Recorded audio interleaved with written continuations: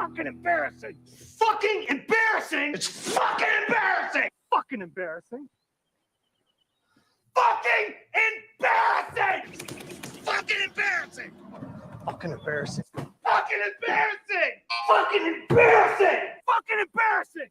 Oh, well, that's embarrassing.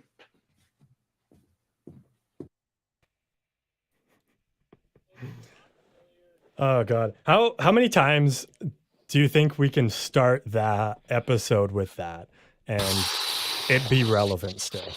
The entire rest of the fucking season. I mean, on the trajectory we're going on, I think that's not far off. I got some trajectory stuff for us later. Don't worry. Okay.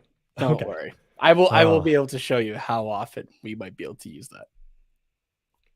Is that a beer or is that apple juice? No, this is ginger ale. Oh, okay. None of the above then.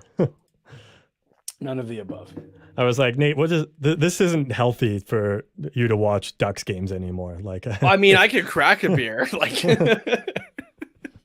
oh yeah, no, I'm right there with you. So it's I could crack a beer, mix it with whatever other alcohol you put in front of me, and I would still have a better time the next morning than the majority of Ducks fans do watching a hockey game at this point. Yeah, it's just rough. It's atrocious. It is atrocious. Was it last episode where I said it can't get any worse? Yeah, you did, and I said just wait for it. We haven't hit the basement yet. Oh boy, was I wrong. I still don't think we've hit the basement yet. That's the sad part. But actually though, how much worse can it get? Like actually.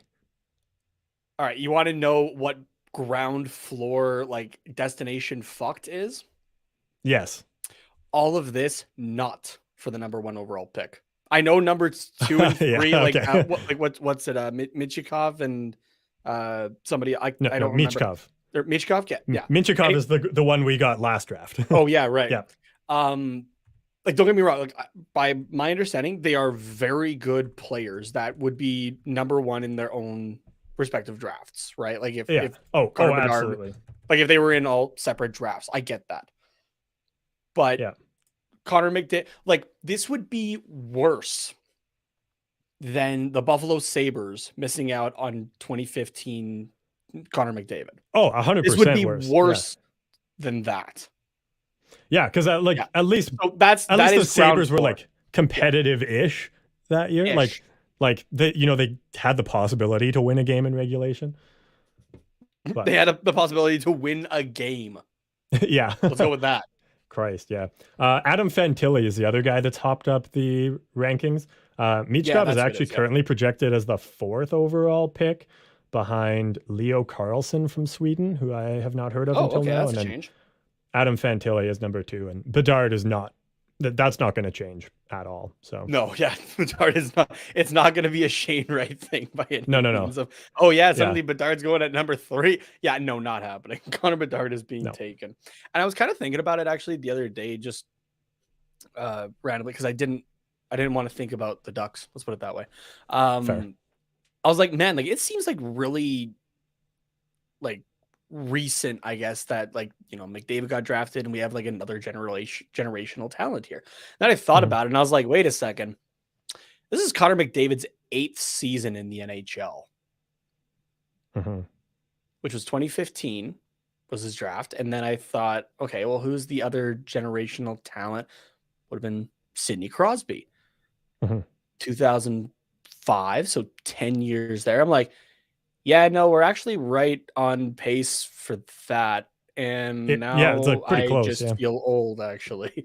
Because it's like in a weird way, it's like, oh, okay, yeah, Connor McDavid, or even hell, us, 25 years old, right? We're still young, fairly young, right? But then you think about it that way of like, oh yeah, Connor McDavid's in his 8th season in the NHL, and I'm like, oh shit, okay. Yeah. Isn't it like 25 when your brain like supposedly is fully developed? Or like 24, 25, something like that? I have no idea. That is a question for Google. When does your brain... I feel like mine's just going to be underdeveloped the entire time. Oh, well, we knew that. Yeah, we're talking about normal people. And I can thank hockey here. alone, I think, for that. It says mid to late 20s. Okay. Yeah. So, yeah, 25 on. According to research, the brain develops until age 25 when it reaches maturity. That's from goodrx.com. So, real reputable source there. All right. Yeah, So most of them say 25 to 30 somewhere in there. So what I'm taking from this is that there is still time for the Anaheim Ducks and the Calgary Flames to do damage to me. oh, yes, absolutely. Like Long lasting permanent damage. Holy fuck. when well, Ducks were started in 93, right? Yeah. So next year is their 30th season.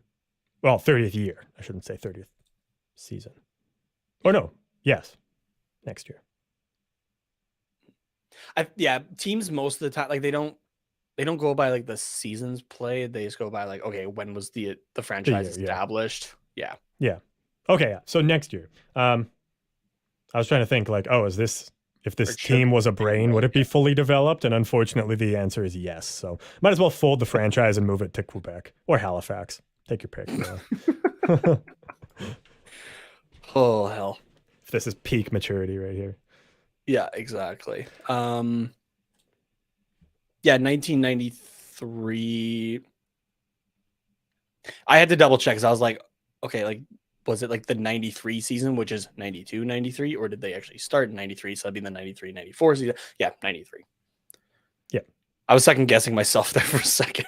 That's fair. This team will make you do that. It'll just actually get you all backwards. Or that technically be. Is that next year? Or is that technically in 2 years? Because 23, 24. Well, next season is 23, 24. Yeah, you're right. Jesus Christ. Yeah. Okay, yeah, never mind. Don't listen to me. Yeah. So yes, next season you got this for the next hour and a half. See you later. Yeah. Yeah. In terms of like actual seasons, I guess it wouldn't be until 2 years, but the season that they play in their 30th year as being a franchise would be next year because of the 05-06 lockout. So yeah, we're both right. Look at that. There you go. Yeah.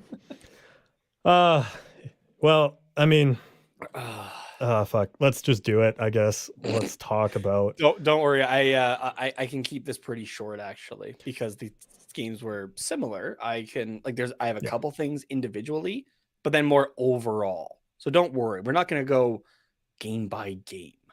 We're going to salvage everybody else from that. Because if you did watch this game, you don't need to go through it again. There's no point. Which one? Either one. Doesn't matter. Both. If you were unfortunate enough to watch both. And if you didn't watch them, we're not going to put you through experiencing that anyways. So, or at least very minimally. Oh, fuck. I just looked at the deserve to win-o-meter. This is going to be fun. Yeah. Okay, let's get into the games against Ottawa and Toronto.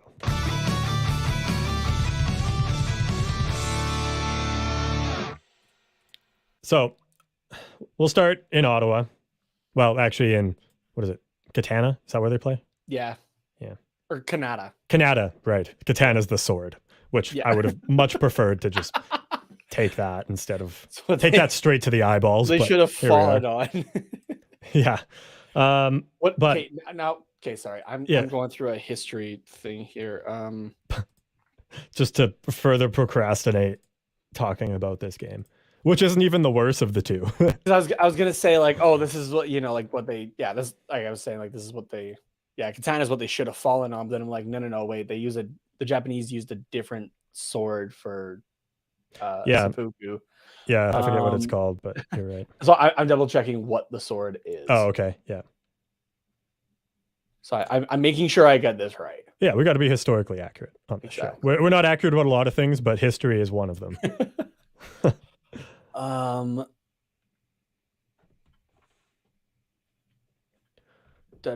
on, where is it? Just tell me what it is. You're making lots of dead air here. I'm sorry. I guess like Katana's not like the traditional name by the looks of it anyway. Oh, really? Is either I'm gonna butcher this, so I apologize to anybody if they speak Japanese or are Japanese. A tachi, which is the long sword. Okay. A wakizashi, which is a Okay. short sword, and then a tanto, which is a knife. So it's the one that they used for seppuku, or was that? It was any of them. Oh, okay, just whatever you had. Yeah, didn't matter. but I think then it. I'm trying to remember. I feel like it eventually became like there was a specific one for it. I could be totally wrong though. It's been a long time since I've looked at Japanese history and this kind of stuff. All I know is that there was a. You have those jokes with friends that, like, if anybody overheard, they'd be a little worried, kind of thing. I had those with some work friends that we would jokingly like swap in and out Sudoku and seppuku. So yeah, like on purpose, or yeah, on purpose. Yeah, okay. Yeah, so like especially around like kids or whatnot. Yeah, I'm gonna go Sudoku or something like that. Yeah, yeah. We're fine. Don't worry. So that way, when they go home and they say, "Mom, what's Sudoku?" then they can. The parents puzzle. can actually answer it, and not be like, "Why are you teaching my kid these things?" Yeah, that's smart. That's really smart. For those of you who don't know, though, to sum it up very quickly, seppuku was it was Japanese like ritual suicide, essentially. So yeah, if correct me if I'm wrong here, because you probably know a little more than I do. It was like something that they would do it like in battle, like if they did something dishonorable in battle, or if they were like captured, they would do that to avoid like being tortured. Is that kind of more so? It was kind of what it was. Different thing. Like it was capital punishment as well. Oh, really? Oh, damn. Which is like what it's like best known for. For like disgraced samurai. I'm reading off the Wikipedia page here now. Okay. Especially for those who committed a serious offense, robbery, corruption, unprovoked murder, treason. Yeah. But then it was used as I could be wrong on this, so I'm gonna say take it with a grain of salt, me saying this, but I think it was used as a way to like not be captured or that sort of thing. So yeah, I mean, if someone else like has a knowledge of this that's listening, then let us know how wrong we are about just guessing at history. Basically, it was either a capital punishment or it was an honorable thing, actually. Okay. So yeah. Gotcha. Interesting. Well, speaking of just like what would you call it? Like large, heinous crimes? Is that what you? Capital punishment? No. But there's something else you said, and I thought. Serious offense. Serious offense. Yeah. Speaking of a serious offense, especially on the eyeballs, Ducks lose 3-0 to Ottawa. Not to take away from other serious offenses that people do actually commit, but this was not good. 78.7% in favor of Ottawa. Ducks weren't ever really in this game, I don't think. Like, yeah, they had some chances. There was decent moments, but like when you lose 3-0 to the 31st place, are they still all the way down there? No, they're a little bit farther up now. As of recording this episode. Oh damn, 22nd. Yeah, they're 22nd. So yeah, they've done they picked it up a better as of okay, late. well, I mean, it makes me feel a little better, but still not fantastic. And they did just beat the Canadians tonight, actually, 3-2. But Montreal, I think, is down there. Oh no, they've picked it up too. They're 21st. So yeah. Well, there we go. See, all the teams that were like down and around us, like the last, I don't know, say a few weeks ago. Yeah. Now they've just figured it out. They've started to turn their seasons around and string together some wins and like, take away some positives. And we're still just like, continuing to be mediocre. Not even mediocre. No, just awful. Okay, here's the bottom 5 for you. So from 28th to 32nd. In 28th is our good friends, the San Jose Sharks with 25 points. Well, that warms my soul a little bit. But 29th is the Arizona Coyotes with 22. The Columbus Blue Jackets with 22. The Chicago Blackhawks with 18. And the Anaheim Ducks with 17. Now, you might go, oh, okay, yeah, Chicago has only 18 points. Like, There might be a silver lining here. We're only 1 point back. But I guess they played 4 less games. They played 3 less games. They're 7-16-4 compared to our 7-20-3. Rough. Yeah. So yeah, there's your idea of what the bottom 5 looks like right now. Oh, okay. 78.7% on the deserve to win meter. Expected goals 4.22 to 2.28. That was a lot of 2s in a row. That was 4.22 to 2.28. Hopefully that makes sense to everybody that's listening. But so I mean, Ottawa kind of right where they're supposed to be. Actually, you know what? You just look at that, and we had a good, solid defensive game by only allowing Ottawa 3 goals instead of 4.2.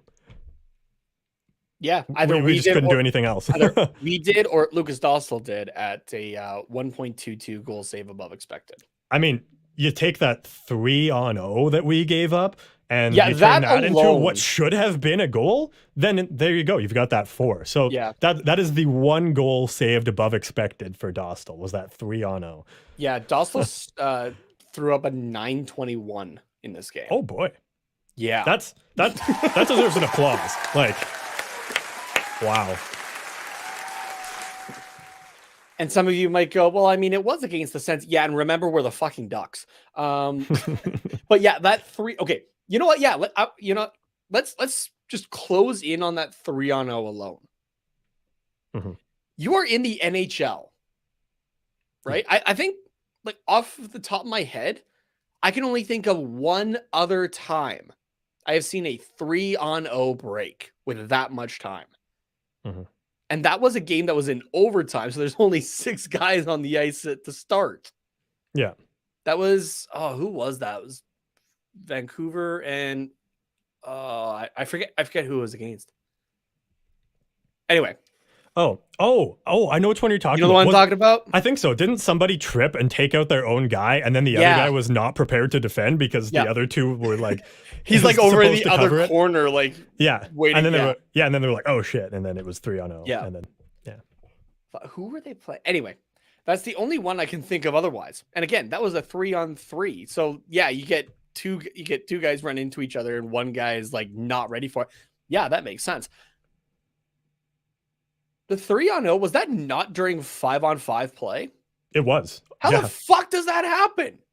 When 4 guys decide they want to change when the puck is in the neutral zone and they have no sense of urgency, that's that that's is when the that happens. Perfect. That is going to be the textbook example that I grab if I have anybody ever say to me, well, like, because I've been on record saying, like, I don't believe there's actually a defensive system in place here, right? Yeah. If anyone wants to argue that, I'm just going to show you that clip.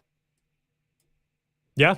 Tell me there's a defensive system there that, because believe it or not, the defensive system does apply to the offensive zone as well, right? Yeah. How you're going to get back to play defense is part of it, right? Mm-hmm. Oh, absolutely.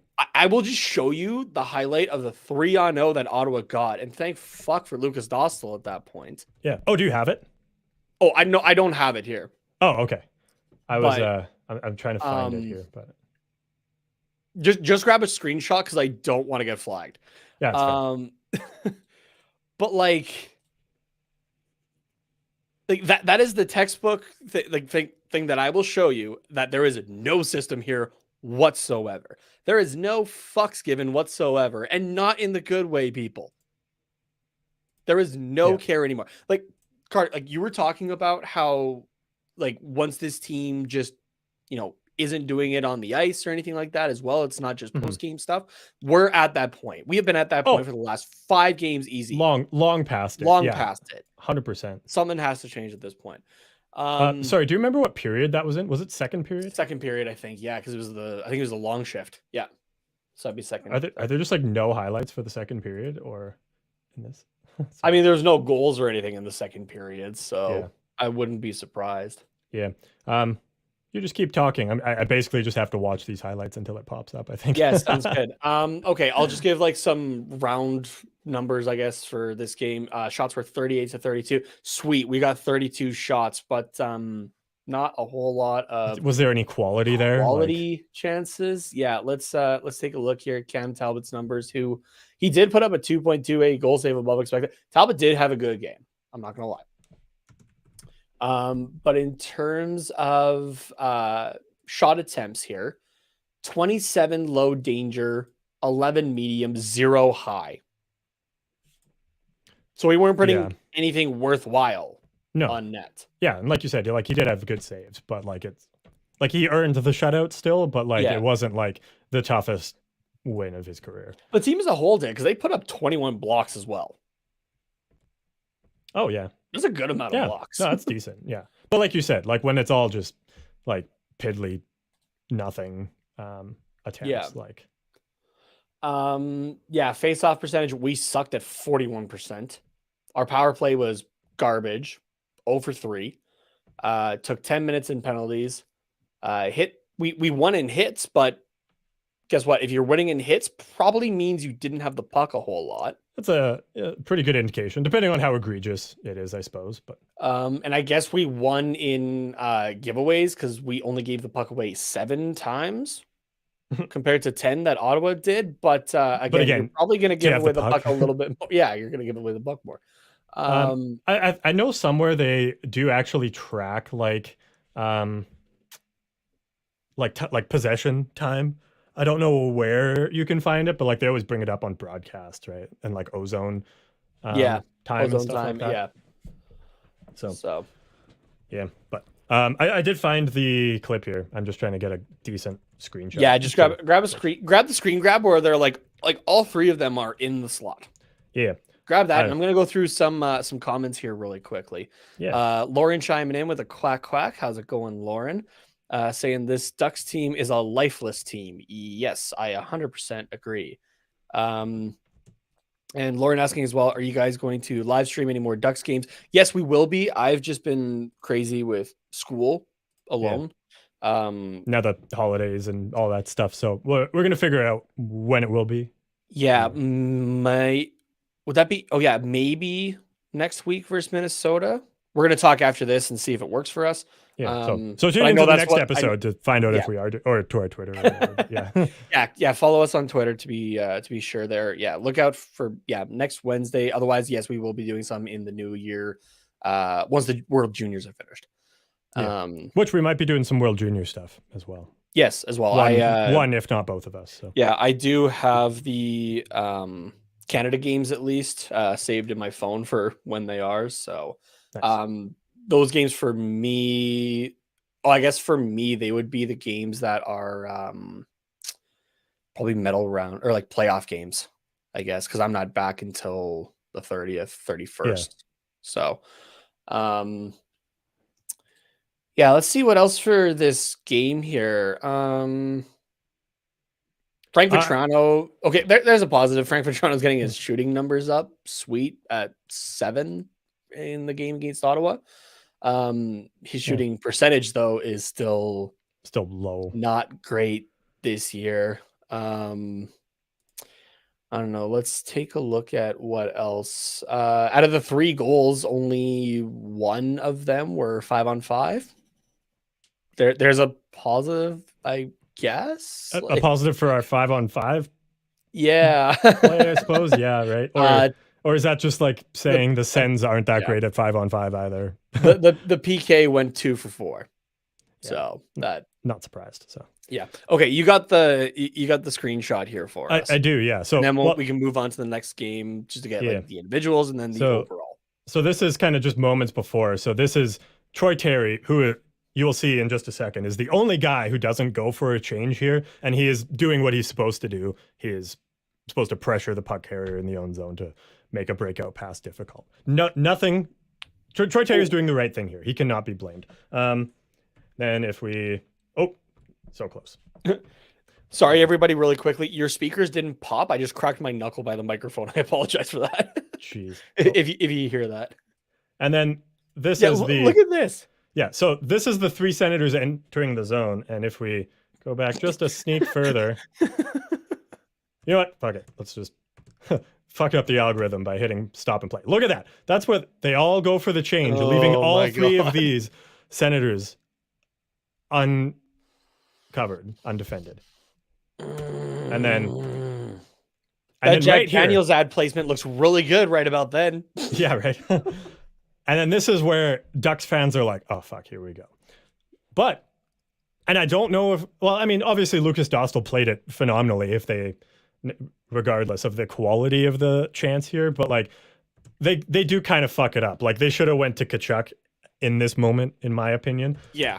But instead they go back there, and I don't think he was expecting that pass, and now he's just trying to jam it short side, whereas Tkachuk has the much better shot in that scenario. So yeah. Fuck it. We're already watching it, I suppose. But like, it's like, oh my God. Anyway. So I mean, props to Dostal and his side to side movement to prevent that kind of jam on the side. But if that puck goes to Tkachuk, I think he's picking a top corner, and there's no chance. So yeah.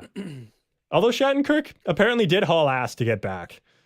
So he's the fastest I've ever seen him move. Jesus Christ. Yeah, right. And I did also find I did also find the other 3-on-0 you were talking about. It was against St. Louis in overtime, right?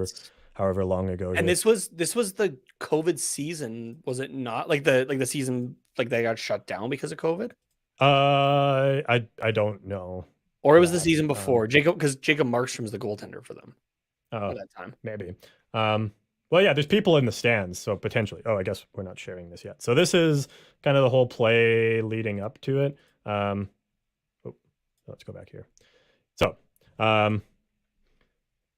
that's the chaos, and then Horvat's like, oh, sweet fuck. And then 3-on-0 here. Just the only difference is the Blues play this properly, and Schwartz put it upstairs, just like the Tkachuk should have done. But yeah. Who is the goalie there? It's Markstrom. Is it Markstrom? Yeah, I recognize him already. Yeah, so quite a few years ago. But because I think it was that season. He had a cool mask that was like a split right down the middle. One half was white, the other half was blue. Oh yeah, you can kind of see that. On here, but yeah. So that's the difference in the plays. There is one was just an awful fucking change, and the other one was just like chaos in 3-on-3 overtime. So yeah, exactly. Okay, I'm gonna go through a couple more comments here really quickly before we hit Toronto. Kevin chiming in, sick freaking merch. Thanks, buddy. Yeah, got this in on Monday. You can go get one yourself as well. They're on our store, tqrshop.myspreadshop.com or .ca if you're in Canada. Part of the mighty collection that we did. Today is also the last day for express delivery by Christmas. So. Oh, there you go. Yeah, so get on it. Get on it. Wednesday is, I guess we should clarify that for anybody who's listening on Thursday. You can get a cool insulated water bottle as well. We got some stickers up there. I think I have, what was the other sticker? Oh yeah, I put there's a Big D Energy sticker now. Yeah. That's been up for a couple weeks now, I think. Yeah, there's some cool stuff up there. So be sure to go check that out. Let's see what else we got here. Got Ali chiming in. Hello. I am not at Pechanga today, probably for the best. Gulls tonight is depressing.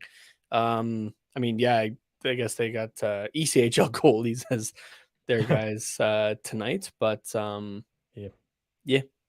But yeah, just the Gulls in general, hasn't been great either, and we'll get into that in a little bit here. So, all right, Beliefs game. Also, sorry, Ali did also ask if she said she hasn't listened to our Sunday episode yet, but yes, we did talk about the Gulls game we went right off the bat. Right off the bat, we do. So it's a brief discussion, but yeah, it was cool, and it was a lot of fun. So and Toronto. Then Lucas Dostal went to Ottawa and made that save that we were just talking about. So there you go. You're welcome. It's all our doing. All our doing. We just gave him good vibes while we were there. 7-0 losing to the Toronto Maple Leafs. I don't give a fuck that it's to the Leafs. With like how 7-0 with how they're doing or anything like that, you're losing 7-0. What the fuck, you guys? Yeah, I don't know. I really don't know what to say, but just horrendous. I thought I had seen the highest I would ever see the deserve to win meter earlier this season. I think it hit like 85% or something like that. No, I don't think I will You never know. Season's Never still know. young. 92.3% was the deserve to win meter in favor of Toronto, thanks to moneypuck.com. Yeah. That's tough. Literally did fuck all in this game. Mm-hmm. Like whoever whatever 5 guys are on the ice could have laid down and not moved and been more effective than whatever the fuck they did in this game. Oh, absolutely. Like I didn't realize you got paid that much to go for a cardio session as a team. I didn't realize this was like training. What the hell was this? Again, I don't give a fuck that it was against the Leafs. Leafs are doing great over the last while. I think I was looking earlier, 9-0-10 in their last 10. Yeah, 9-0-1, sorry. Yeah. 9-0-1 in their last 10. I don't give a fuck about that. 7-0? Yeah. Give your heads a shake. Seriously. Call up the Gulls. I know I made a joke about it last episode, but I seriously think that they would actually do better than this right now. Yeah. This is horrendous. Someone on our Instagram as well, I forget the handle, they said, like, at this point I'm ready to give the Ice Girls sticks. Like, oh yeah, let me here. I'll pull up the handle. I'll find and the like, ad because it was actually, it's funny enough, it's actually a guy that I used to play junior lacrosse against. Oh, nice. So I will give him a shout out. But yeah, like literally at this point, like give somebody else a stick. Like the team is not performing like NHL players are. Give the Ice Girls sticks. Give like random people from the stands sticks. Like put a stick in my hands. I haven't played hockey in years. Like 15 years probably. Like seriously played hockey, right? So like it's like literally anybody. Like it's at this point I would literally rather watch anybody than the Anaheim Ducks play hockey. TMac _00 is the guy who commented, I'm ready to give the Ice Girls sticks and gloves. I replied with the account, toss them behind the bench. What's the worst that could happen? Yeah, right. What was the other thing? I was going back and forth with the late arrivals last night. Mind you, our Twitter blew up last night with a few different things, so I gotta scroll here for a second to find it. Where is it? Come on. I gotta be close here. I gotta be close. Because it wasn't this late. Yeah, here we go. Okay, so the late arrivals had posted, if the Ducks need forwards, contact us. 2 out of 4 of our podcasters can skate, and I think that's pretty damn cool. So we commented, we need a podcasters versus Ducks game. Late arrivals said, that's one way to get embarrassed. And I replied, us or them? Yeah, right. And so they said, depends on the day. Imagine they catch us on a good day, though. Woo-wee. And then I was trying to figure out a lineup. I was like, okay, Jake's the starter for sure, because he's playing goalie a lot more consistently than I am, at least for ice hockey. Let's put it that way. Yeah. I said, you can play defense. I put myself down for center or left wing, which is like usually what I play if I'm not playing in net. Like, so we need at least a winger or 2 and 1 other defenseman. I think we can make this work. I think we can do this. So. I think so. Yeah. Yeah. Left up. And we'll coach ourselves. Forever Mighty as well. And some of the other podcasts, the Ducks podcast as well, fill out the lineup so we can get some changes in and get someone behind the bench. Just to keep the lines rolling smoothly, you know. Yeah, exactly. The only upside I can find in this game in particular, the PK went 3 for 3, which is actually pretty shocking. Good. Yeah. That almost seems like a mercy thing by the the Leafs, where they're like, well, I mean, it depends when they got their first penalty. I don't, or first power play. Excuse me. I don't know when that was. Let's take a look here. First power play was 5-13. No, that's sorry for Anaheim. Very end of the first.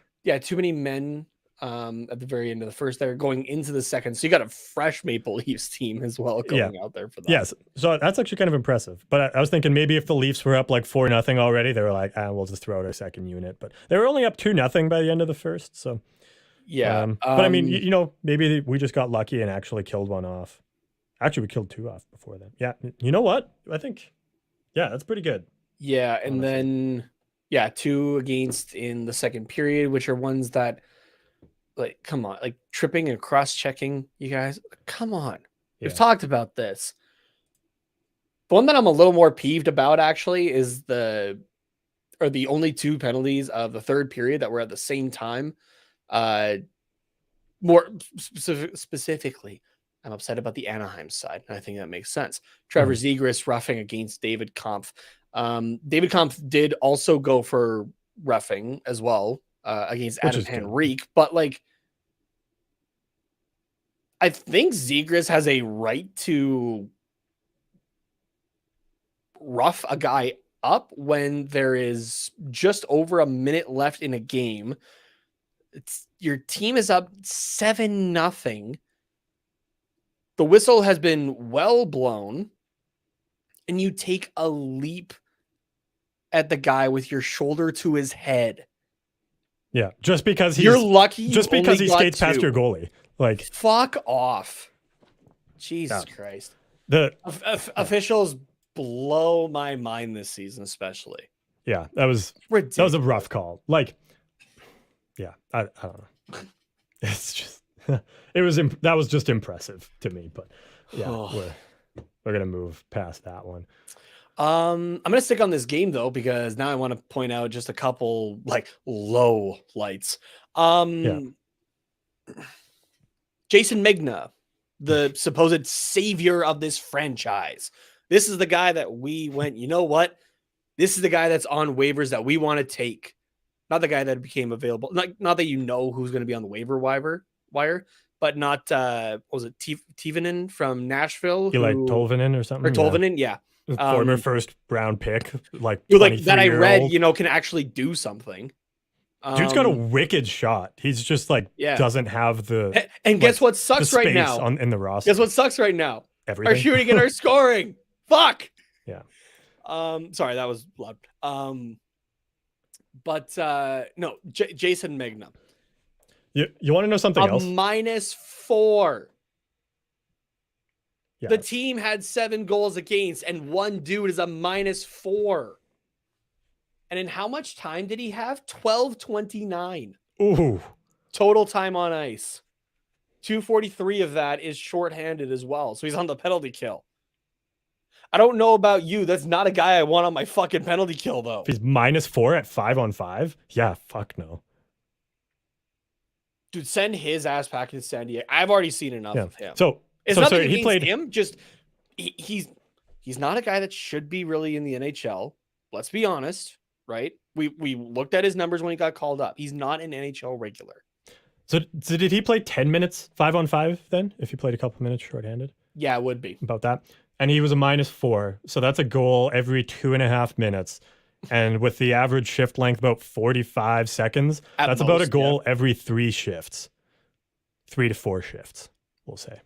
I'm not an NHL caliber coach by any means, but I don't think you throw that guy out there anymore after 2. No, definitely not. But let's throw him out for shit, third goal against. I'll try it again. Oh, it's fine, Jason. It's fine. 4 again. The fuck is Dallas Eakins and the rest of the coaching staff doing? Seriously. At this point, it's like it almost seems obvious that it's a tank for Bedard, right? No, dude, this isn't a tank. This is well past a tank at this point. Is this just not like the best tank you've ever seen, though? A tank is at least something. Right? Like there's still effort in some capacity besides being shit. I mean, we're putting effort into being shit. I don't even think we're doing that. We just happen to be bad and then don't give a fuck. Well, certain people don't. There is tanking to the Ducks are trying their damnedest, and I don't think they realize this. They're trying their damnedest for 50th overall in the NHL. The league is only 32 teams. Like, Jesus, fuck. And you know what? Here's another example of, let's keep throwing these guys out. All right? The Beaulieu-Klingberg line. I want you to just take a guess. 5-on-5. how much time on ice did this pair have? I did already see it in the Oh, you outline, did? so- Okay, well, what is it then? was it like 8 minutes? Yeah, 8 minutes exactly of 5-on-5 time. Yeah. And Carter, how many goals did they as a pair allow to be scored in 8 minutes? 3, according to your. But let's keep throwing them out there. It's all good, guys. Fuck. Yeah. This one is a little tougher to do in my head, but yeah, again, about a goal every 2 minutes and 40 seconds, I guess, which again for a defenseman is about every 3 to 4 shifts. Yeah. And then here, we'll get specific even on one guy here in John Klingberg, right? We haven't been overly fans of him. And I was listening to today's episode, or like part of it, of the Jeff Merrick show as well. And they were obviously talking about Toronto versus the Ducks, right? And for the Anaheim side, they were kind of talking about, you know, like a lot of these guys are going to be shopped around for trade deadline. Right? Oh, absolutely. So you're Shattenkirks, maybe your Klingbergs and that kind of thing. And they were kind of talking about how, okay, does a team look at how some of these guys are doing and go, okay, it's more in effect because of the team that they're on, or is it on them? To me, this is clearly on Klingberg. At this point, 100%. Yeah. Yeah, because we've put him with whoever, right? We've put him with Fowler. We've put him with Shattenkirk. I think he played with Drysdale for a split second there before he was hurt even. I think so. Yeah. I think you're right. We've tried him with everybody, and it just doesn't work. We put him on a power play that realistically just should be scoring, right? It's a talented power play, and you can't do shit on it. Yeah. Right? Like, honestly, I'm at the point we're going to be lucky to get a 6th out of him. Oh, yeah. Which, to be fair, is like, an extra 6th-round pick we didn't have before. Yeah, so, sure. Yeah. But like you're not looking for like a 1st or a 2nd out of this guy anymore. No, like I think when we signed him, ideally you would think 2nd or 3rd, maybe depending on retention and if there was anything coming back the other way. Like that's kind of what I think Ducks fans and Pat Verbeek probably expected out of him. I honestly don't even know if we're going to get anything out of him. Does any team want this guy? Any cup contender is not, if they're looking to improve their power play or their defense or just anything on the back end, they're not looking at John Klingberg. No, not at all. And so like to stick on Klingberg here for a second, he was also out with Benoit for 3:01 for time, where there was another goal scored against. So he was also out there for 4 out of the 7 goals. But let's give Klingberg just under 19 minutes of time on ice. Yeah, that's tough. This is beyond galaxy braining, like how to tank, how to suck and whatnot. Like this is just complete incompetence. Yeah. By the coaching staff. At that point, with a veteran like John Klingberg, you have to bench him, whether it's directly his fault that any of these goals, whether they were directly his fault or not. You have to bench him because it sends a message to the younger guys that it doesn't matter how long you've been in the league. If you're out there for this many goals, evidently something about your play sucks, and there's gonna be consequences for that. So, like, I think it just sends the wrong message to these young guys. Yeah, like we know how much I have ragged on him in the past. Throw fucking Kevin Shattenkirk out there. Kevin Kattenkirk. He played 22-51, had 56 minutes of power play time, 251 on the PK as well.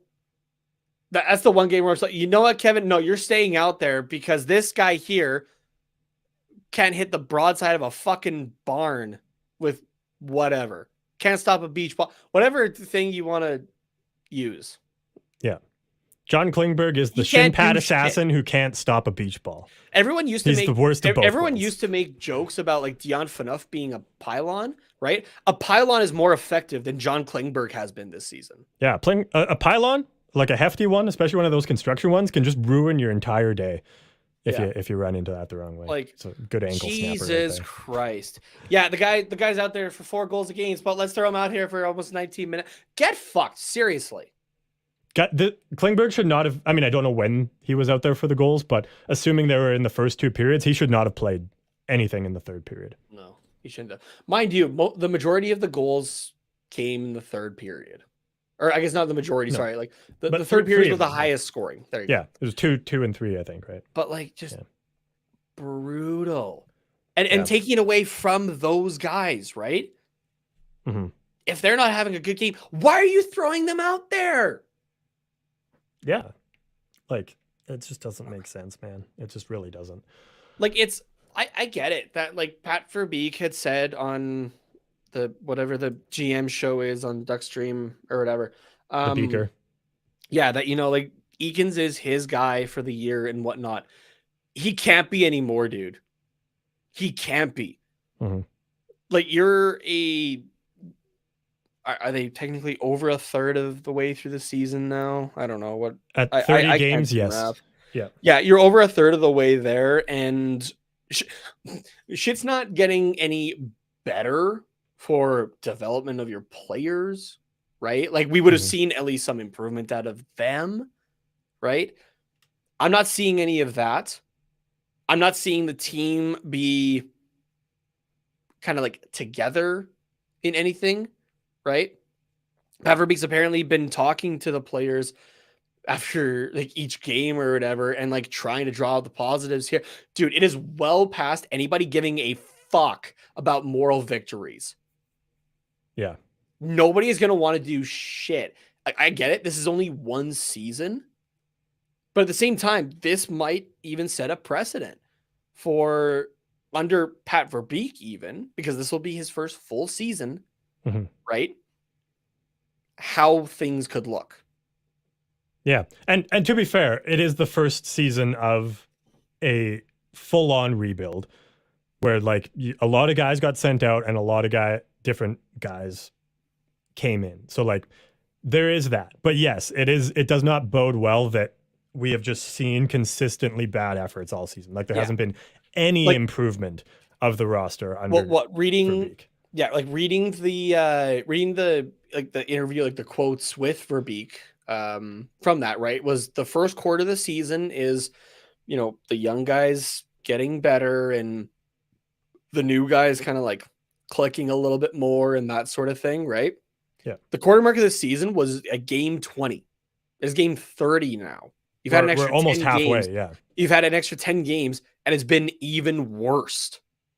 Worse, right? And our defense has gotten healthier. Our roster as a whole actually has gotten healthier. It's gotten healthier, yeah. You could even say, you know what? We got the shit kicked out of us with injuries. Like, once guys start coming back, maybe we'll start to string together some wins. Nope. Even further from that. Yeah, it's nothing. Great, we beat Carolina last week. You shouldn't have won that game. You got lucky. Yeah. Carolina was 5-0-1 on that road trip that they went on where they played us. And that was just pure luck for that one. 100%.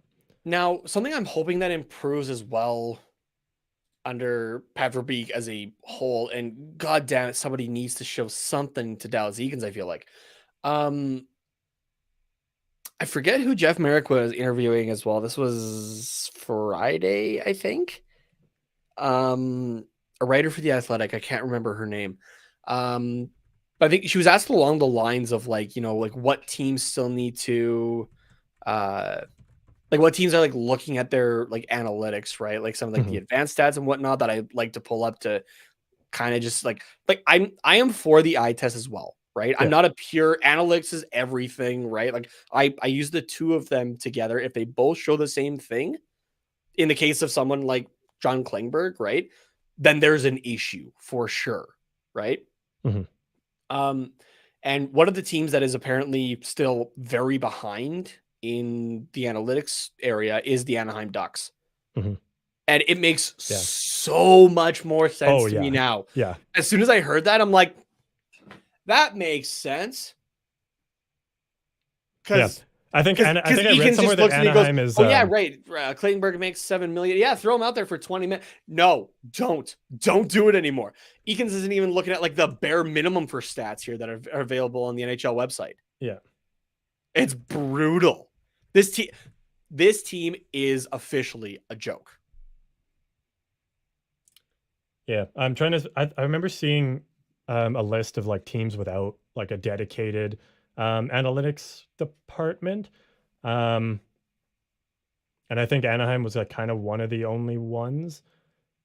Yeah, because their team services analyst and amateur scout Gabrielle Switage, or sorry, Gabriella Switage.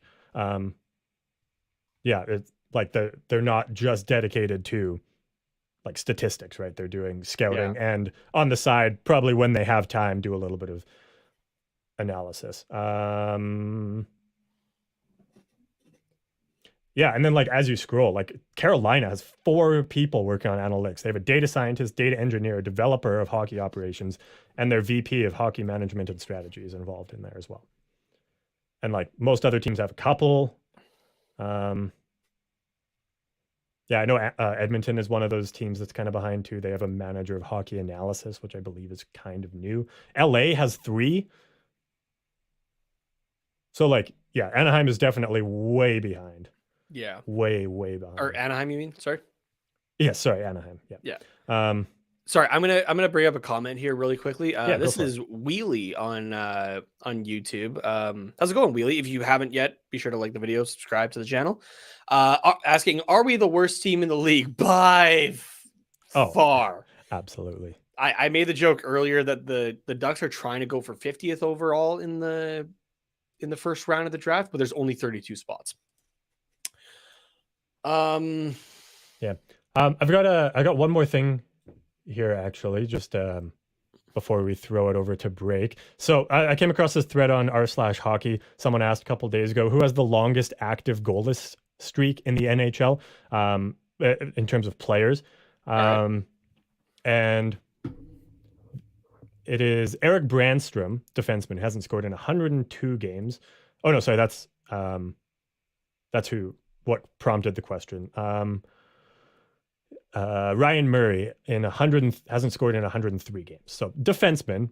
Yeah. And both these guys known for the defensive side of the game, not for goal scoring. Jack Johnson at 99 to round out the top 3. Somebody asked though if they could run this, because those stats came from StatHead, if they could run it through just with forwards. And I want you to take a guess at who has the longest active goalless streak among forwards in the NHL. And it's somebody that we have talked about on this episode already. We talked about on this episode already. Okay, so it's either going to be Megna or Klingberg. And I did say forwards. So it's Megna then. Yeah. And to be fair, this has been active since 2017, and he has not played a whole lot in the NHL. Yeah. But it is at 74. As a forward in the NHL, you haven't scored in 74 games. The next closest guy is Kevin Rooney at 54. And guess where he's playing now? In the AHL. In the AHL. Next up is Nick Petan at 53. I've not heard that name in a hot minute, so I'm guessing he's also in the AHL. Okay, now I gotta double check that actually. I haven't heard that name in a bit too. Yeah, I feel like I heard it recently. I want to say with Minnesota, potentially. Is that where he is this season? Yes, that is correct. He's played 8 games with the Wild so far this season. Okay, so not his most recent being December 9th. Okay, which was just a few days ago. Yeah. And then fourth, Milan Lucic in 49 games. He was just a healthy scratch. And Sammy Blais to round out the top 5 at 42 games, which realistically isn't that bad. It's like half a season. So like, and in comparison to 74 is rough. So. yeah. What are the next 5 if you have that there by chance? I don't know. And, Oh, you don't? and Okay. StatHead, it's a great site. It's run by the guys that do Hockey Reference, which I use a lot. But yeah, you do have to pay for it, which makes Oh, sense okay. because a lot of work probably goes Yeah. into that. And it's pretty much any stat that you possibly could come up with, you would be able to find it on there. So it's definitely worth it. So one day, but I just wanted to throw that out there when I saw the Jason Magnum comments in here as well. So yeah, but we do have some more kind of just overall comments that we're going to make as well before we move on with more news and Gulls updates and all that fun stuff. But we're going to throw it over to our friends at DraftKings. And if you, you're never really supposed, well, Nate follows the rule that you don't bet on games with your own team. But I think a pretty safe bet would be anybody that is playing the Anaheim Ducks. Throw down money. Yeah, so if you want to do that, promo code THPN is what you can use for exclusive offers at DraftKings Sportsbook, and we will see you guys in just a minute here. Hockey fans, light the lamp this winter with DraftKings Sportsbook, an official sports betting partner of the NHL. New customers can bet just $5 pre-game money line on any NHL team to win their game and get $150 in free bets if they do. If that wasn't enough excitement, you can turn small bets into bigger payouts with same-game parlays. Combine multiple bets like which team will win, how many goals will be scored, and more for your shot at an even bigger payout. Download the DraftKings Sportsbook app now. Use promo code THPN, bet $5 on any NHL team to win their game, and get $150 in free bets if they do. Only at DraftKings Sportsbook with code THPN. Minimum age and eligibility restrictions apply. See show notes for details.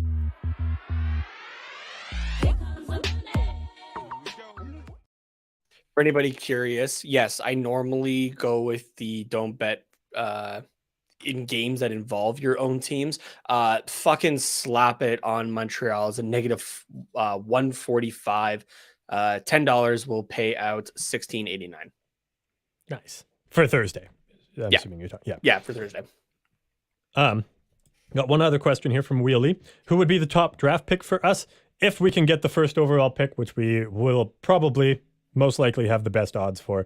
Then that would be Connor Bedard, who is going to be absolutely nuts, and it would be a lot of fun and probably worth the pain. But if we don't get it, then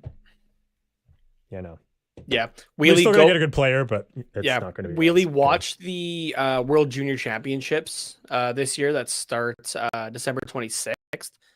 Team Canada, Connor Bedard is one of the main guys there, so that's where you can watch a little bit more of him. So yeah. You also have some overall comments as well. You got some good numbers for us, and I don't really have much to add in this part, but I'll chime in where I. I'm just gonna read you a lot of unfortunate facts here. All right, because I have a lot more than what's written in the outline here. Actually, I got a whole thing written out here as well for it. So I have here goal scoring or just good chances are non-existent. The game versus Ottawa, Frank Petrano had the highest expected goals at .348. Yeah, that's dog shit. Versus Toronto, Mason McTavish expected goals of .967. Hey, that looks pretty good. That looks pretty good. I call that an outlier though because it's followed by Strome at .312. Does anybody want to do shit? Anybody at all? Apparently not. Like, there's guys in the ECHL that would love to do what you do right now, and I'm sure they could do a bit better. Oh yeah. Like, fuck. The Toronto game, I will say, I'm not putting any blame on Lucas Dostal. His numbers weren't great, but that was his 6th NHL appearance, and that was in relief as well. You're not expecting to go into that game. Has he ever been a backup goalie? That seems like way out of his wheelhouse to come in relief of a goaltender. I think he did it one game last season when it was him and Stellaris. I think. Because he had started 3 games and played in 4. Yeah. So he came in one game. Yeah, sorry. I mean, like in the rest of his hockey career, like professional or otherwise, like Dostal doesn't seem like the kind of guy who would be a backup. Not usually. Maybe in the AHL he was a backup, like for his very first season, but I don't know. Well, no, because he played a lot overseas. So when he actually came over, he was probably kind of given the starting role. I'm trying to remember if he was the backup to Stallars when Ryan Miller was still the backup to Gibson. I don't remember offhand. Yeah. Anyway, I just wanted to put that out there. I'm not putting this on Stallars yet. It's he hasn't had enough for me to feel justified in doing it just yet. Yeah. So he's a good goalie, but when you got Ottawa coming down 3-0s on you and you're just getting your ass lit on fire by the Toronto Maple Leafs because you have nobody helping you, yeah, I'm not gonna put you down for that. I realize this note here is actually not completed. So Carter, if you want to figure out what that is for me really quickly. The last one. Oh yeah. Yeah. You know what? Let's go in the last let's go in the last 5 instead. Okay. Make it a little bit easier here. I did look up Lucas Dostal as well. His first season in the AHL was the 2020-21 season. He did play 11 games in the Finnish Liga that year as well, putting up a casual 10-1-0 record. So, I mean, I don't know if he was the backup there or if he did just like I guess probably midway through he would have got called over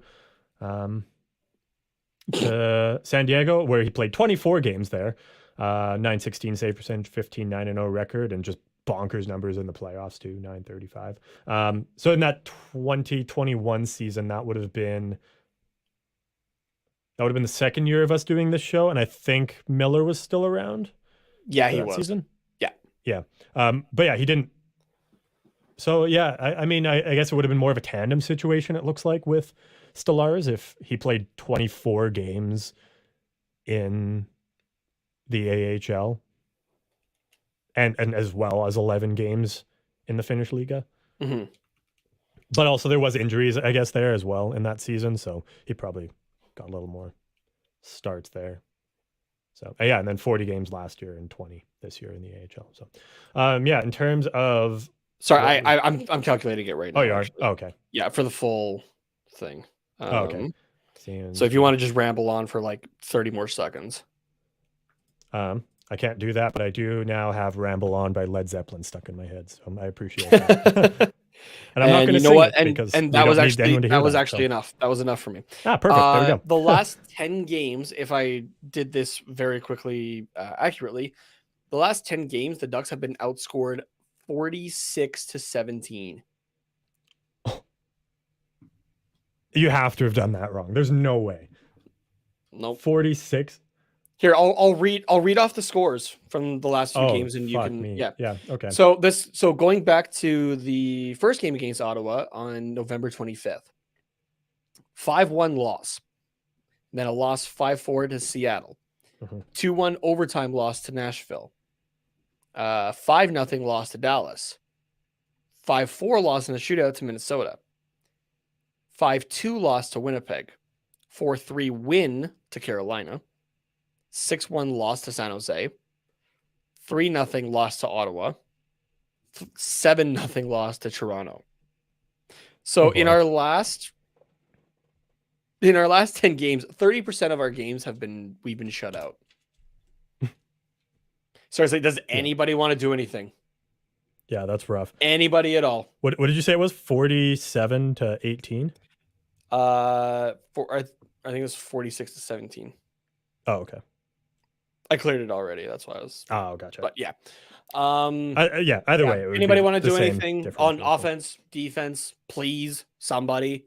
God damn it.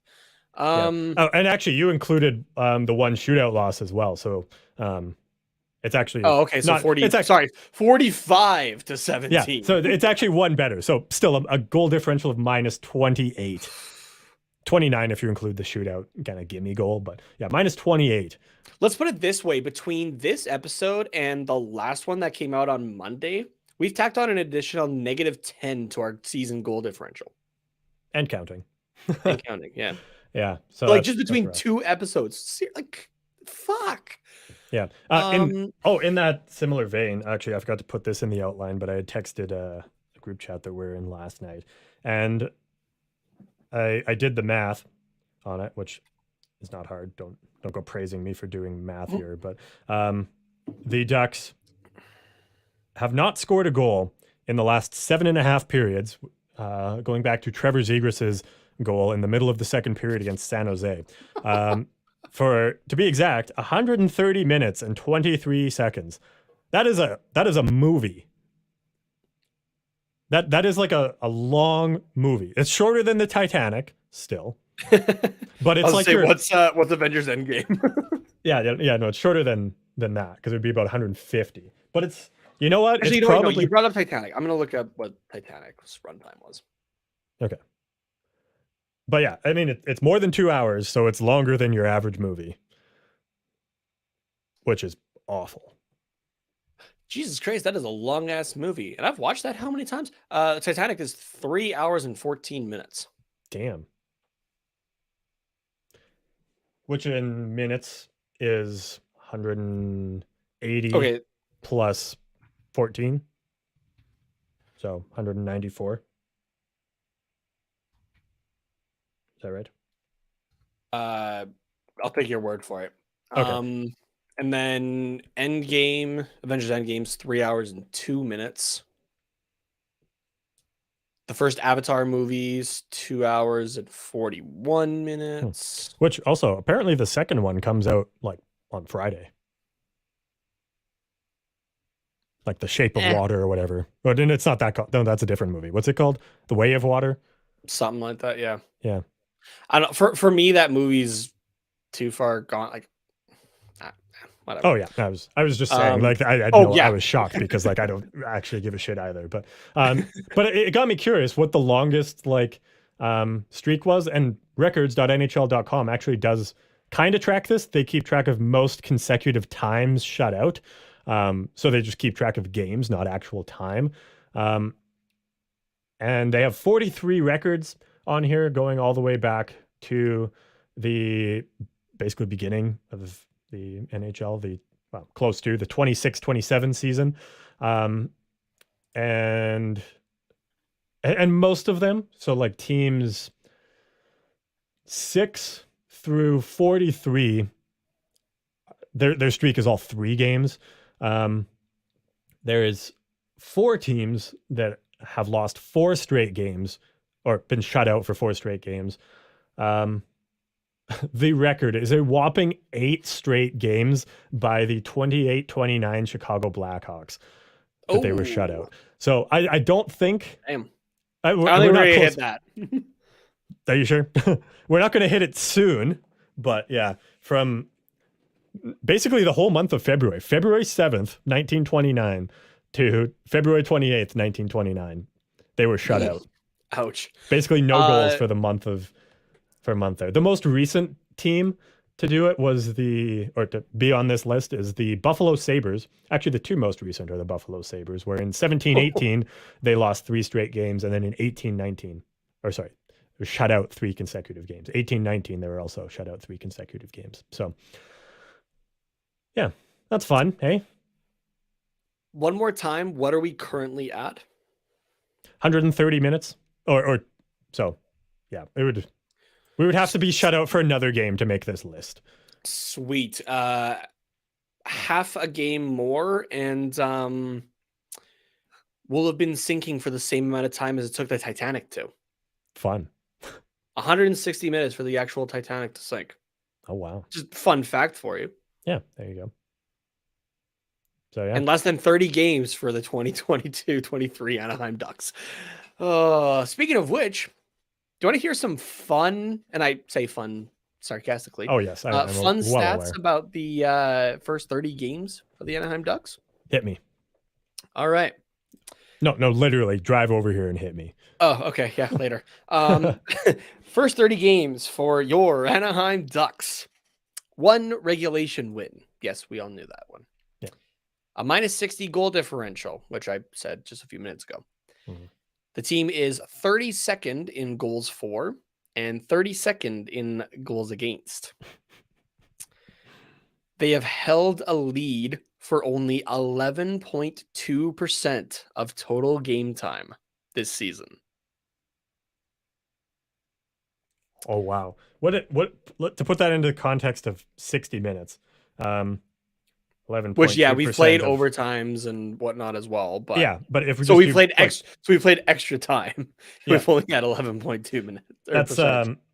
That's just shy of 7 minutes a game that you have a lead in. Average. Yeah. Wait, obviously, it's impossible to do that when you're being shut out, and also that doesn't even include ties. Yeah. And then here's going to be the great thing that I went a little extra for because I wanted to compare it to some things. Okay. So the team is currently on pace for 46 points. Mm-hmm. Which is worse than what we talked about last time. Do I still have that sticky note? I do. Last time we talked about this, they were on pace for 56, I believe. So we dropped 10 points? Jesus Christ. Oh, no, maybe not. I don't know. Oh, okay. I can't really read my chicken scraps. That might have been over 56 games because we were trying to compare it to our worst season or something. Oh, yeah, gotcha. I think that's what we were doing. So, yeah, never mind. Okay, so it's okay, though, because I got some numbers here for you. Okay, go for it.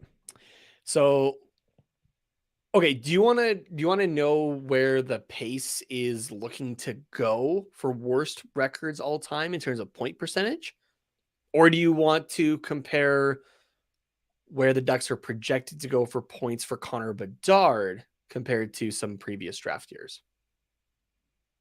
The second one. The drafts? Okay. Yeah. So I picked a few different drafts, and I guess the one is kind of the exception. I tried to keep most within the modern era, which you could consider like post lockout, so 2005 to present. Mm-hmm. So the one exception I have though, because I'm like, okay, who's like a big time player that like is kind of like a consensus number one kind of thing. And I've excluded Sidney Crosby from this just because there was no season being played. So they had to do like a complete lottery of who would get which is fair. Yeah. Yeah. So we're going to go back a season prior to the 2004 draft for Alexander Ovechkin. Okay. 28th overall was the Washington Capitals with 59 points. 29th was the Chicago Blackhawks with 59 points. And these were all 82 game seasons as well. Yeah. Were they not? Yeah. Yeah. And 30th overall was the Pittsburgh Penguins with 58. So by points alone, the Ducks are on pace to have the best odds at Alexander Ovechkin, no problem. And fun fact as well that I was just reading. I'm just gonna try to throw in little fun facts here and there, actually. And this one actually is a fun fact. Okay. So the Capitals actually had a bad start to that 2003-2004 season. And we're just like, okay, we can't recoup it. So they just traded off everybody, basically. Which included Jaromir Jagr, Peter Bendra, Robert Lang, Sergei Gonchar, Michael Nylander, and if that Nylander name rings familiar, yes, that is William Nylander's father, Anson Carter, and Mike Greer. And all of those guys were traded off in a 6-week span. Oh, boy. Talk about just dismantling your team after a bad start. Yeah, and that was Alex Ovechkin. McPhee. What's his first name? George? Yeah, George McPhee. Yeah, the first GM of the Vegas Golden Knights. Nice. Well, what other drafts did you pull? The next one I pulled is the generational talent in Connor McDavid in 2015. The Edmonton Oilers at 28th overall had 62 points. The Arizona Coyotes in 29th spot had 56. The Buffalo Sabres had the best odds at Connor McDavid. They got Jack Eichel, who in turn became Alex Tuck in a couple of draft picks, I think. But there's someone else in there too, but yeah. Krebs, right. But they're laughing about it with 54 points. So the Anaheim Ducks currently have the best odds at Connor McDavid in 2015. Or on pace for it. And then, okay, let's check out a year later in Auston Matthews. We've seen what the guy's done, right? So the 2016 draft. The Vancouver Canucks in 28th spot had 75 points. The Edmonton Oilers, God, they were horrible. 70 points for 29th spot. And the Toronto Maple Leafs in 30th spot had 69 points for the best odds at Nice. Austin Matthews. Nice, very nice. Especially considering the stash that Matthews likes to rock. Yeah. And then let's go to a little more recently. Okay. Let's take a look at this past year for the draft for Shane Wright, who was the consensus up until like a week or two beforehand. Mhm. Seattle had in 30th spot 60 points. The Arizona Coyotes in 31st had 57 points. The Montreal Canadiens had 55 points. And that Montreal Canadiens team last year was bad. It was really bad. Yeah. And Because they sold off the farm to be, or not really. Yeah. They didn't. No, that's a bad way of putting it. But they went all in for a cup run because they knew that some of their guys weren't going to make it, and then they lost their starting goaltender in Carey Price, who's a big fucking deal. They lost their top defenseman in Shea Weber, who's also a big and their fucking captain. deal. And their captain. Yeah. Cole Caulfield was supposed to be phenomenal, and he had a shit start to the season. And got sent down. until Martin St. Louis came in and he just goes, "Yo, just do your thing." Yeah. And Caulfield's exactly. like, "Yo, I can just do my thing." Yeah, exactly. And didn't they imagine that for Trevor Zegras and Troy Terry? Yeah. And then didn't they also lose like their top centerman or something, or like their second line centerman or something? Yeah, they lost Philip Deneau. That's right. Yeah, they traded him. They lost him in free agency. Right. Yeah. And then that was also the year Seattle came into the league. Yeah. So they lost somebody there as well. I don't remember who came from Seattle. Oh yeah, because it was going to be potentially Carey Price because they didn't protect. Oh yeah, right. Because they went ballsy that year. Right? I don't remember who they lost, but still another player, obviously. So like they lost a lot of key guys, and had no replacements for them. So and they were bad. Yeah, it was not great. So then this Anaheim Ducks team again is on pace for only 46 points. So I have the top 5 here for modern era worst records by point percentage. Okay. All right. So 5th was the 2005-2006 St. Louis Blues, who had 57 points, good for a 348 point percentage. I also have the number 1 pick for that year. Mm-hmm. And who it was by. So St. Louis did get the number 1 pick, where they picked Eric Johnson first overall. But only for this one did I write down the top 3, which also included Jordan Staal to the Carolina Hurricanes and Jonathan Taves to the Chicago Blackhawks. Right. Yeah. Next up is the 2021 Buffalo Sabres, who I've adjusted their pace. Were paced for 54 points over an 82 game season, which is good for a 329 point percentage. They got the first overall pick in Owen Power or Powers. Owen Power. S or Power? No. Power. Okay. Singular. Cool. Just one Power. Like Power Rangers. Okay, gotcha. Yeah. No, not plural. Power Ranger. Fair enough. Owen Power Ranger. He's a Blue Ranger. Or Blue and Gold Ranger, I guess. Yeah. All right. Anyways. Next is once again the Buffalo Sabres with 52 points in the 13-14 season, a 317 point percentage. Florida ended up getting the first overall pick in Aaron Ekblad. In second here for worst all time was the 16-17 Colorado Avalanche. 48 points, good for a 293 point percentage. We went sub 300. Yeah. First overall pick went to the New Jersey Devils, who got their now captain, Nico Hischier. And first for worst record, on pace for 45 points and a 274 point percentage was the 1920 Detroit Red Wings, who did not get the first overall pick. Instead, that went to the New York Rangers for Alex Lafreniere. I still don't know if I'm saying his name right, actually. Yeah. So you. your current Ducks are on pace right now for second worst ever record in the modern era by 1 point. Ellie And it summed up my could get thoughts. worse. She summed up my thoughts exactly here with just a rip. Yeah. All right. It could get worse. That's the thing. It could get worse. It has gotten worse. It has already trended to be worse. So yeah. Yeah. One more thing as well, just a kind of a wrap up of the season so far. Just in case you forgot, the Ducks are in 32nd spot in the league. Their power play percentage is 31st in the league. Their penalty kill is 32nd in the league.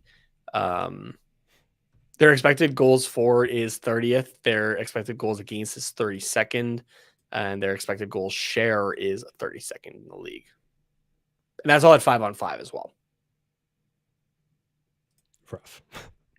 Very, very rough. Yeah.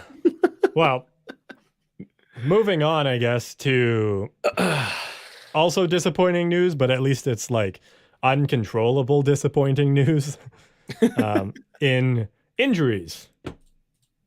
Yeah. Something that we're not strangers to this year. John Gibson now listed as day-to-day after being listed as day-to-day after the Ottawa game and then coming back or before the Ottawa game. Yeah, due to illness. Yeah. And then being the backup and then starting against Toronto and then being day-to-day again. Which I'm not sure what he did in that game. And I know they talked about it on the broadcast between the second and third. Fortunately, I went for to pick up a couple quick groceries actually and missed the 5th and 6th goal against. But so I did miss like what happened, I guess, like the kind of explanation if there was one. I'm assuming not because it's still undisclosed. But yeah, left the game during or against Toronto there. So that's where Dostal had to go in there. So NHL players need mental health breaks too, Nate. So yeah, fair. Especially from this team. Yeah. Yeah. So yeah, Dostal still obviously called up from San Diego since Stallars wasn't back, and then Ole Eriksson Ek as well called up today to cover the injuries. So we've got both the AHL guys up.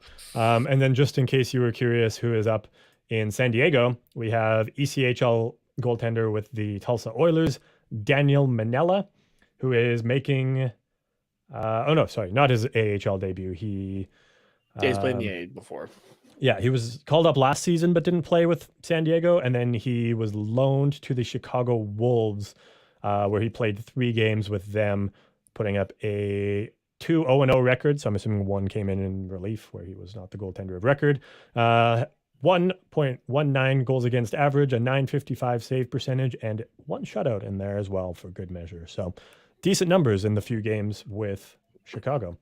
Yeah. The other goaltender that we just called up today is Garrett Metcalf, and we got him from the Utah.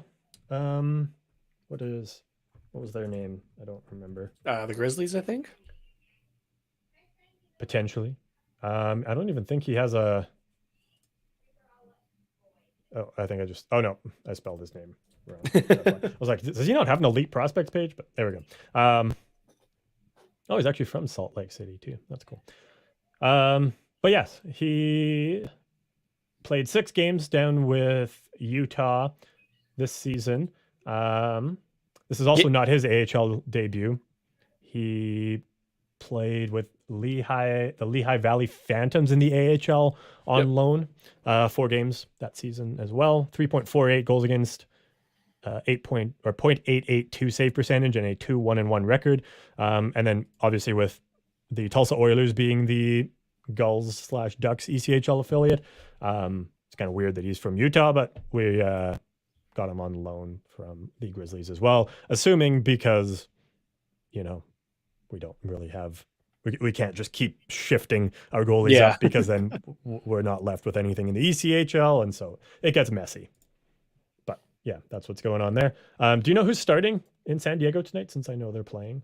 I am not sure offhand. Okay. I'm on the AHL website now, so I can get that info immediately.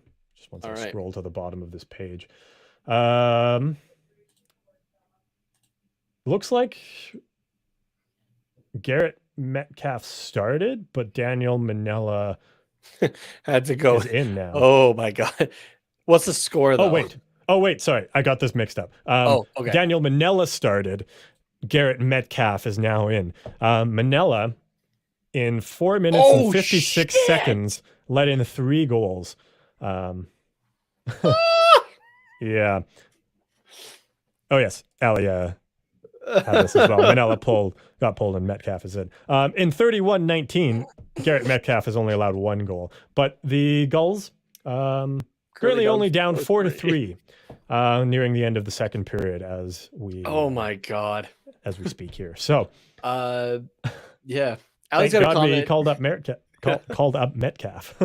Ali's got a comment here. Low key want Oli to stay up so he can play against his brother when we play the Wild. Oh, good point. That'd be fun. Yeah. Yeah.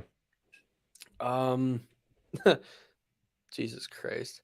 Yeah, you were like seriously, you were 2 injuries away from becoming an NHL starting goaltender if you're a goalie.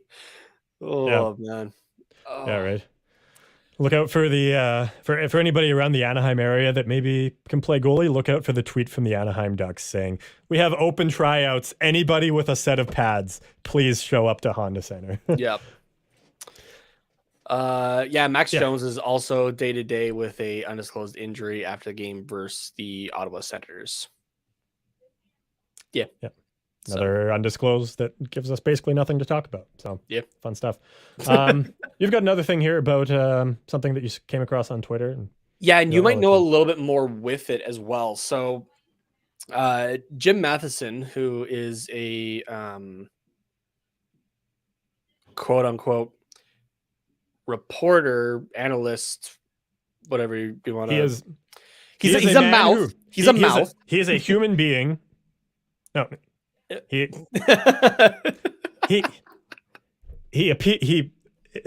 base form is a human being. That's the form he has chosen to take, and he writes articles about the Edmonton Oilers. Y'all remember the guy that asked Leon Draisaitl why he's so pissy? Yeah, it's that fuck.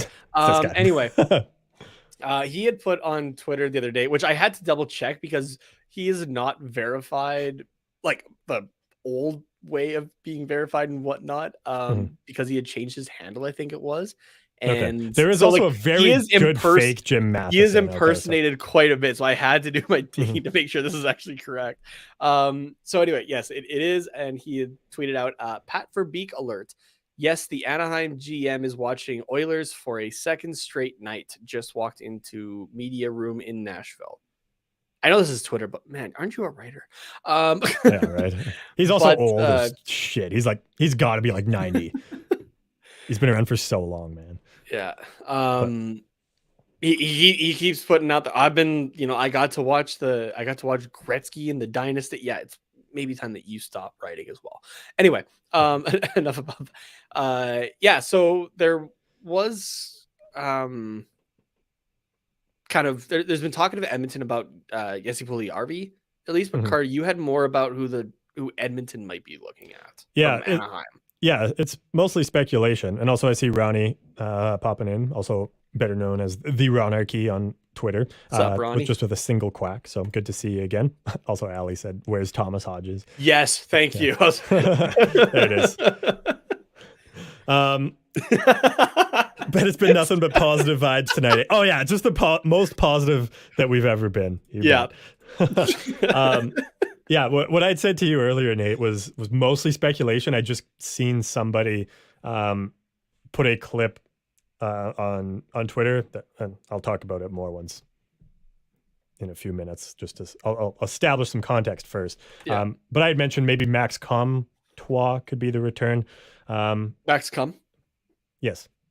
And but yeah, Jesse Puljujärvi is very you're this close to being muted, buddy. But yeah, Jesse Puljujärvi has been rumored to be out of Edmonton for basically as long as his entire career. He's been there, yeah. And the most vocal mouth has been Jim Matheson, who we just talked about. So thanks for that, buddy. But yeah, it's been no secret he's struggled in Edmonton. His confidence is very low. He's best known as like a goal scorer, but he just hasn't been able to score goals in the NHL. So a change of scenery is probably what needs to happen. I just saw Ali's comment. I love the comments. Yeah. Ali goes like kumquat, but dirty. Yep, exactly like that. Oh man, yeah. So a change of scenery is probably what's needed for Jesse Puljujärvi.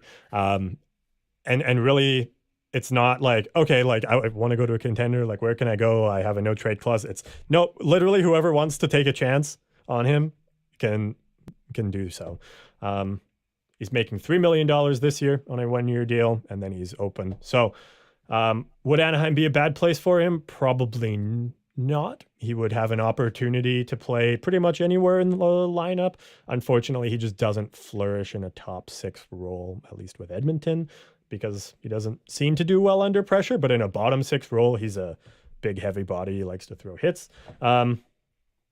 But yeah, and then I just saw some tweets about Max Comtois, like not from any reputable sources, but Just so speculation. I don't know if somebody just like said, oh, this could be an interesting guy that maybe the Ducks are willing to get rid of. But I didn't, and then it just kind of snowballed from there. But I mean, Edmonton has been known to be looking for like a depth forward piece, and it's obviously not going to be Zegras or Terry or McTavish or Yeah. And I think Henrique has a no trade clause. I can Same double with check on that. Silverberg.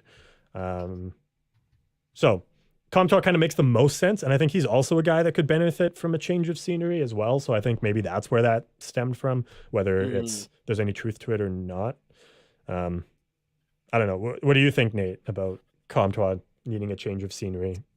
Like, he's been better this season, right? But Yeah, and I think it's just last year just was a rough year for him because it was out there that he came to camp not great, and he was on his heels the entire time. Where it seems like this season he's just had, his his 1 or 2 injuries that kind of held him back a little bit.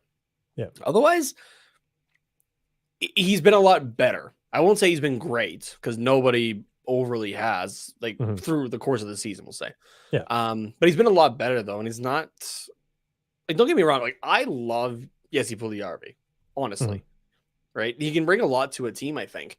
I just don't know if, and maybe I'm getting picky, I don't know if Comtois is the guy I would want to give up for him, I guess. Yeah. I'm not saying it would be 1 for 1. Yeah. I don't think that would be fair. I think Anaheim says no to that 100%. But yeah, I don't know, because I just don't know what else he would include, and I don't even know because Edmonton needs defense, but like I don't know who they would maybe want from Anaheim. You're not getting any defense from Anaheim. We're looking for it ourselves. Yeah, exactly. So that's why I think they would be in the market for a forward, but like from Anaheim, but also if Verbeek is the one in Edmonton, it seems like he's the one scoping out guys. Yeah. Right. So maybe it is to watch Jesse Puljujärvi and see if he thinks he could fit in with the team and just like get like a better view of what he could potentially bring to the Ducks, or if he's like been asked about a specific guy and then wants to know kind of what, like on the Ducks going to Edmonton, and then he wants to know kind of what Edmonton has in return. But I'm trying to take a look at cap friendly as well, because Edmonton is up against it. $0 projected. So Max Comtois does make sense, because if you were to go 1 for 1, that does save the Oilers just south of $1 million. So maybe you throw in, like, I don't know, it could maybe make something of like Comtois for Puljujärvi and like a 3rd or a 4th. Yeah, just for that cap savings. And I'm trying to take a look at who else here. Jones isn't a guy that I would overly want to give up either. Yeah, Carrick's not going to be your depth scoring Brett Leeson's not going to be either, especially as a waiver claim. Yeah. Or Jason Magna. Maybe Carrick just to add like more like physicality to the bottom six, but even then, unfortunately, Max Comtois is the guy that makes sense overall. Yeah, for a forward. Like the only other thing I could maybe see is like if they were interested in Shattenkirk, because like the one thing to me that's been missing on the back end is since Duncan Keith retired, and just compared to last year is just like the leadership on defense. And Kevin Shattenkirk is. Oh, I thought it was the old guy that's just not what he used to be. Well, yeah, that's kind of what I'm getting at. Like he can't really play up to what he used to be able to, but he's got good leadership, and you throw him on a third pairing role, run 11 and 7, just so that, and only play him like 7-8 minutes or whatever, just so that he feels included. I don't know, but just like the intangibles of Kevin Shattenkirk, I think could be intriguing, but like I don't think you go that far out of your way to trade with Kevin Shattenkirk unless there's other guys involved, like getting rid of Puljujärvi plus actually Shattenkirk got a modified no trade, so it includes a 12-team no trade list, so he might not even be able to go to Edmonton. That being said, though, he's a UFA this coming season. John Klingberg's also a UFA this season. I'm wondering if it's maybe not. We're halfway through December. Maybe it's not now, but maybe keep an eye for around the trade deadline. Yeah, probably. That for defensive end for Edmonton, because Evander Kane will also be coming back at some point this season, will he not? For Edmonton? Yeah, probably around the trade deadline. Yeah, so there's actually around March, I think, because I think so there's a boost to your offense, but I guess you need to. Need something in the playoff meantime, spot. Yeah. As a defensive dance partner, I would say wait for the trade deadline. Otherwise, I'd say that Comtois maybe makes the most sense. Unless there's somebody that Edmonton could send down. The only other guy that I could think of for, man, he hasn't even been here very long, but could maybe benefit for a different change of scenery based on past history, Frank Vetrano. Yeah. Though Vetrano is making 3.65 compared to Puljujärvi's 3. So yeah, there would have to be salary retention there, but he's also signed for what, 3 years? 3 years, yeah. Yeah. Because I know he was Toronto was rumored to have interest in him like a few weeks back, but it kind of just fell apart. So yeah, I don't know. It seems weird to trade a guy just after you sign him in free agency, but like when the season is not going as you would expect, then I think you're kind of open to whatever. Well, and like I said, his shooting percentage this season is a lot lower than his career averages. Like, what do we say his career average is like 10.5 or something like that? And I think he's at 4.5 right now. Like it's not happening. So yeah. Ali, it would be sad if Comtois went, just like when Josh Manson went to the Avs. Yeah, it would be really. Well, it'd be really sad for everybody else that's not me, since I like both teams. But I think it's just the point that we're at now is I feel like it's a mix actually of both GMs that we've had. In Murray's kind of left us in this rough position that is hard to get out of here. Mm-hmm. For Beek's not making it any easier on himself, though, by not trying to improve the team through player personnel or through coaching. Yeah. So exactly. It's going to be interesting over the next few months. Because the trade deadline, I think, is in March this year. Yeah, it's usually end of February, but I think you're right. For some reason, it's like early March. Yeah. March 3rd. Yeah. Yeah. Sorry, quick comment, sidetrack. I'm sure they mentioned it already, but Nate's looking good in that Mighty Series TQR Crew shirt. Thank you very much, my man. He's like, I'm just Nate's fashion hype man.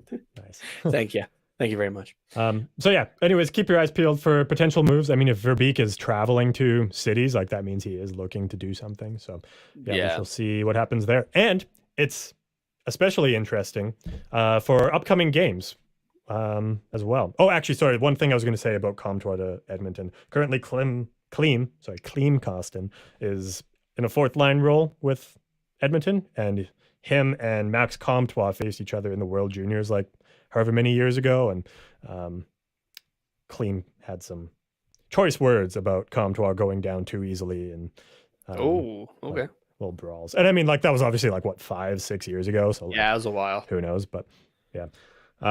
Sorry, really quickly, I wanted to double check as well, because one thing I thought of was Puljujärvi, even with a no trade clause, going, I'm not fucking going to Anaheim if Dallas Eakins is there. I thought they might have crossed paths, but no, Puljujärvi missed Eakins by a season. I mean, he's probably heard the stories. So. Oh yeah, I'm sure he has. Yeah. But yeah, upcoming games, we will get back to Edmonton in just a couple minutes. But first, we're going to talk about the Montreal Canadiens. The Ducks are going to be there on Thursday afternoon at 4 p.m. Pacific time. As we talked about, they are just slightly ahead of the Sens in the standings. Actually, maybe tied now since the Sens got a couple points tonight, I think. But yeah. Yeah, I think they would jump the Sens by a point if I remember correctly. Oh, have they now? Okay. Anyways. No, they would be tied. Yeah, you're right. They're tied now? Yeah, okay. So yeah, kind of right around that same ballpark. We already know what happened against the Sens both times this season, I suppose. So can't really take the Habs too lightly. But 4-0 Habs. 4-0. Yeah. Just the low bar. Honestly, I forgot what our predictions were for if you're watching. You can. Oh shit! I got close Toronto. to that Toronto one. Yeah, with the final being 7-0, I said 5-0, and you said 6-0. So. So the streak continues. The time's shut out. You know what? I am on the same train as you. I don't think it's going to be quite as bad though. I'm going to predict same score as Ottawa, 3-0 for that one. All right. And just to let everybody know as well, Montreal, their home record this season is 50-50, 7-7-0. Their last 10, they are 5-4-1. And again, if 500. Yeah, and again, their DraftKings promo code THPN -145 in favor for Montreal. They're on a 1-game winning streak right now. So there you go. Yeah, and then the Edmonton Oilers, we will be wrapping up the road trip. Oh, sorry. No, that's only game 4 of the road trip. Jesus. It's felt like forever. And we've only played 2 games on it. Christ. They were back-to-backs. Yeah. Rough deal. Yeah. So in Edmonton, for the first meeting against the Oilers on Saturday, that is an afternoon game, 1 p.m. Pacific time. If you're why so early? A, it's a Saturday. B, the NHL likes to give the Oilers early afternoon weekend games because of Leon Draisaitl, and they want the viewership in Germany. They want Germans to be able to watch the game live as well as the people that actually pay to go to these games and live in the area and live on the same continent. So they find that nice middle ground of too early in the afternoon and kind of too late in the evening. But yeah, so I mean, I don't know how the Ducks are in afternoon games. I think we've only played 1 this season. I think we played 2 and we lost both of them pretty handedly. Yeah, it was that was the Winnipeg and Minnesota games. Minnesota was the other one. Yeah, Edmonton's not bad in them this season. I think they've played a few, 3 over the last 4 weeks or something like that. Like these Saturday afternoon games, and I think they've won all of them. Maybe lost one. I don't care enough to go look back at it. But anyway, currently, before they will play St. Louis, before that'll be on Thursday. As of right now, though, their Edmonton's home record is 9-7-0, and their last 10 they are 7-3-0. Yeah. So, I mean, what did I guess for against the Canadiens? 4-0. You said 4-0. Yeah. Okay, I'm going 6-0 against the Oilers. Oh, what? You're not gonna go 7-0 like Toronto, or just that much, just a slight bit worse? Oops, no, because the East Coast bias has the Leafs better than the Edmonton Oilers. And their offense. Are you just predicting shutouts until proven otherwise? Yep. Just Okay. like I am not predicting an Anaheim win until I was proven otherwise. Fair. I'm kind of going along the same boat here as well, but also my years of being an Oilers fan have shook me as like the Oilers streak breaker, or like the Edmonton streak breakers. So like I'm kind of concerned at the same time, because like fuck, leave it to Edmonton to be the ones to give the Ducks another regulation win and turn the tables, and it's actually a 3-0 Anaheim win. Yeah. That would really just make my Saturday peachy. Although, can I really lose in this situation? I don't know if I can. So either we have a good episode on Sunday, or because the Ducks win, or Edmonton wins and we see Magic, and then that makes me happy. So I don't know. I kind of win and lose in both scenarios. So I don't know. This is hard for me. I really don't know what to put. I don't know. I'll say the same that I did for Toronto. I guess I'll be boring like Nate and just say 5-0. You win more in your heart, but you lose because you have to talk about it. Yeah. So yeah, I don't know. That's what's going on for the next couple days. So in other words, if people ask what you're doing on Thursday night or Saturday afternoon, you don't have plans. You take those and you run with it. So, or you're crying yourself to sleep. Speaking of crying yourself to sleep, that's also been the San Diego Gulls as of late, losing 3-0 to the Calgary Wranglers, which we were at that game. If you want to hear our experience about that, you can go listen to the start of the last episode. Followed by losing again to the Calgary Wranglers for 4 straight against the Wranglers alone. 5-2 on Sunday. And tonight they are currently playing the Abbotsford Canucks right now. Last we saw was 4-3 for Abbotsford. Yeah. Do you have what the update score is? Yeah, third period just started. It is still 4-3. Okay. So no goals So we'll have have been that scored in the update last for minute you. and a half of the second and the first 30 seconds of the third. So we'll have that final, I guess, next week for you. Coming up next is December 16th against the Coachella Valley Firebirds. Okay, whoever came up with that name, Coachella Firebirds. That enough would have been fine. That's a fucking mouthful. Jesus Christ. December 17th against the Tucson Roadrunners as well. Currently, the San Diego Gulls are running a 6-18-0 record, good for 10th in the Pacific Division. There's only 10 teams in the Pacific Division.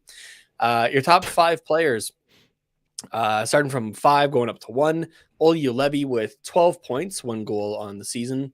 Danny O'Regan, 16 points, 2 goals. Nicholas Brouillard, 16 points and 5 goals.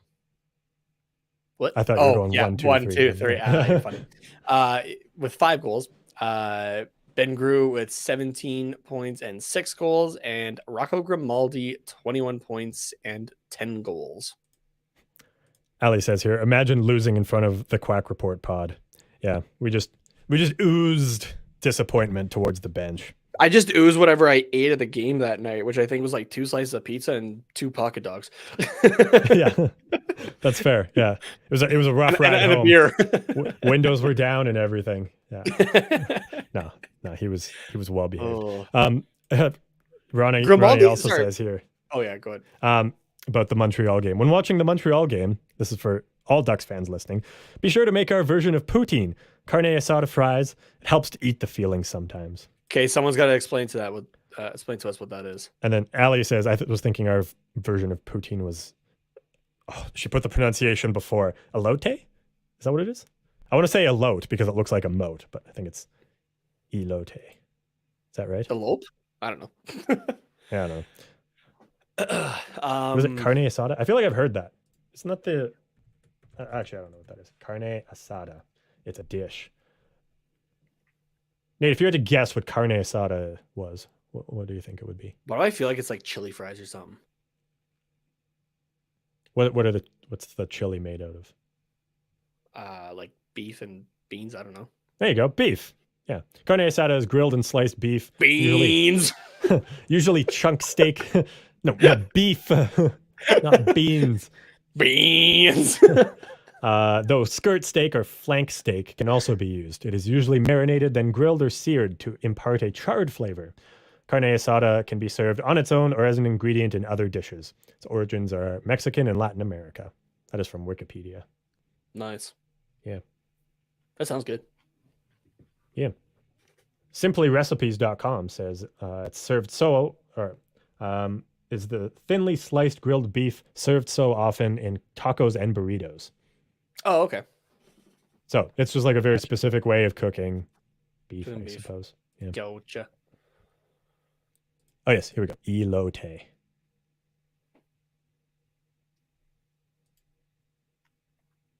Yeah. Yeah. And yeah, I realized I said Ben grew it. Yeah, Bo, you're right. You've been doing No, it the last few weeks and I just haven't corrected yet. But I've just fucked up. That's all it is. Like honestly, it's each time like I know it's Bo and I just look and I go Ben. Yeah.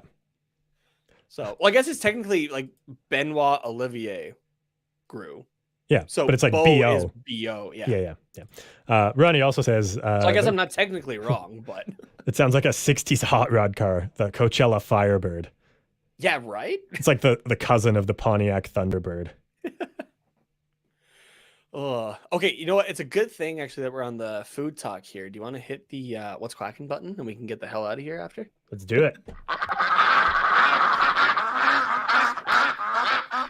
Because speaking of food, I still haven't had supper yet either. So, Oh, boy. all right. So we got a two-parter here. Actually, Hell yeah. we got because on TikTok you can like stitch videos. So like bring up like 10 seconds or less of somebody else's video, and then like kind of have almost like a your reply to it, I guess. Mhm. So the original video that we have here is from David and 7973 on TikTok here. And I'm just, how the hell do I video file? There we go. Couldn't remember how to do this, but it's been a while. And he ordered something brilliant, I think, at I know you especially, Carter, but we love our Wendy's. Oh, yes. So I think we might have to do this sometime. I'm just gonna turn it down a little bit here. Okay, Much here we appreciated. I was feeling hungry when I went to Wendy's and asked for the biggest burger they had on the menu. And it was a 9-patty burger. And that was from Wendy's. Just wanted to share it with you guys on TikTok. Never knew they had a big burger like that. I sound like that guy, or sorry, it sounds like that guy is seconds away from a heart attack. Yeah. He's probably only like This is gonna send him on it. Yeah, exactly. Yeah. Like that thing looks massive though. The most that I have ever done was I attempted their triple baconator, which is actually like it's listed on the menu. Like when you and that's pretty big too, because it is a big burger. Yeah, that is 3 patties, and then in between each layer is the bacon. Yeah, and then I also went for the large combo, whereas normally I go for the medium because a medium there is like a large anywhere else. So I was like, you know what, this is like a challenge. Let's see if I can do it. And it was a long time ago, and I've suffered a lot of brain damage since then, so I don't remember how I did, but I feel like I ate most of it at least. Like I finished the burger and probably made it through most of the fries, but like I felt very gross. So I could not imagine even attempting this. I still just remember us going to McDonald's and we asked for triple Big Macs, and they said that wasn't a thing. So we got double Big Macs and a McDouble, put those together. Yeah. And that was large a fries and Cokes. And yeah, that actually hurt me. Yeah. To be 16 and like basically indestructible when it came to food, like that was a fun time. If I did that now, I would be like, dude, I don't know. For a week. I think we got to do this Wendy's thing though. I honestly, this is not something I'm going to be able to eat with like 2 hands kind of thing. Oh, this no, is you going to need be a like fork. a fork and knife meal, but I kind of want to attempt this, not going to lie. I would literally die. That's so much.